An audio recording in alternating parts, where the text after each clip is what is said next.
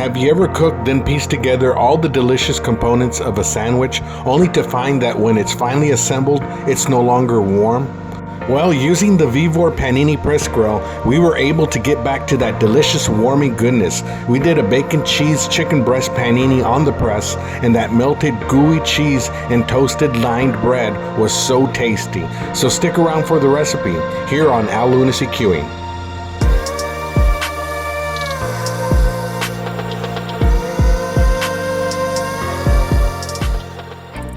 Hey guys and gals, it's been a while since I've done a sandwich video, and this couldn't have come at a better time since the good folks at Vevor sent me this panini press to review. So let's start with the marinade for the chicken breast, then we'll do a quick unboxing and continue with the cook.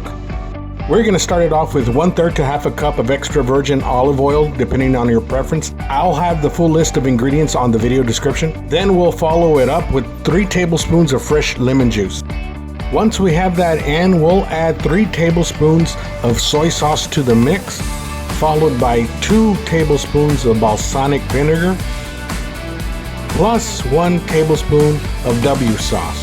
On the plate we have brown sugar, garlic powder, salt, pepper, paprika, and we're going to mix this all together, then pour it in the mixing cup with a funnel. Mix it all together till it thickens up, and you'll see that will take just a bit. Now I'm using 4 pieces of chicken breast that I cut in half. We place it in the bag and pour half of the marinade in. Then we put the other 4 pieces of chicken in the bag and the rest of the marinade.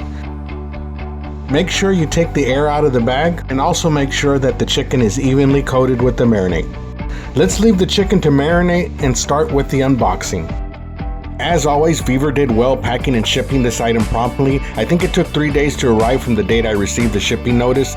Taking out the press, I noticed it was mostly made of stainless steel. It's a good looking press.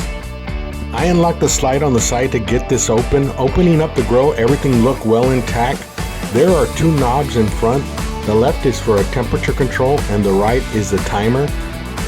Looking at the back of the unit, we have the drip tray that slides out. And looking at the bottom side of the unit, we have a stand that folds out. This is so that the unit sits at an incline so the fat drips towards the back. I noticed there was a button in front on the bottom and top grill. Pushing it allows you to remove the grill for easy cleaning. It has a flat griddle side and a lined grill side. In placing back the grill, there is 2 notches that hold the grill in place. The grill just snaps back in. And so we plugged the press in to do the burn off and added a little bit of spray oil to get this started. We sprayed the top and bottom sides because we have heat coming from both sides. And when this green light turns on, the unit is letting you know that you have reached your desired temp. So as we're waiting for the unit to be ready, I'll just tenderize the chicken breast a little with my fist. It's been marinating for about an hour. Looking back at the grill, you can see the contours at the back of each grill. And this is so that the fat drains to the drip tray that I showed you earlier. And so our grill is ready. We first cook our bacon, we place our chicken breast next, and look at those grill marks. Next it's time to toast our buns on the inside. Buns are toasted, it's time to finally assemble.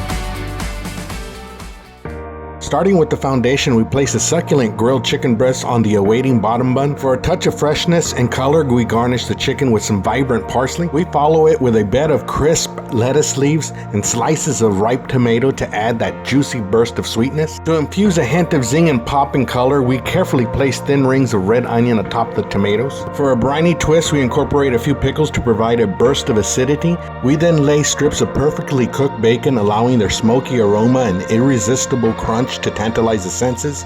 And finally, we top it with a slice of cheddar cheese in the top bun.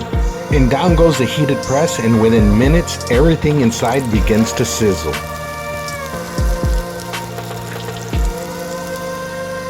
It had been too long since I had had a panini. This was absolutely delicious. The marinade on the chicken had just the right amount of sweet tang and salty goodness.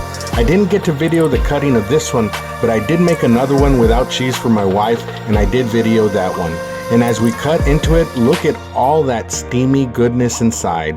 This Vevor Panini press is a hell of a countertop grill. I'll have the links for it in the video description along with the discount code for my viewers. I hope you guys are all staying cool in this hot summer sun. Just a few more weeks till fall, and I know we all can't wait till the change of weather. Till next time, my good people, take care of yourself and each other. We'll see you on the next one.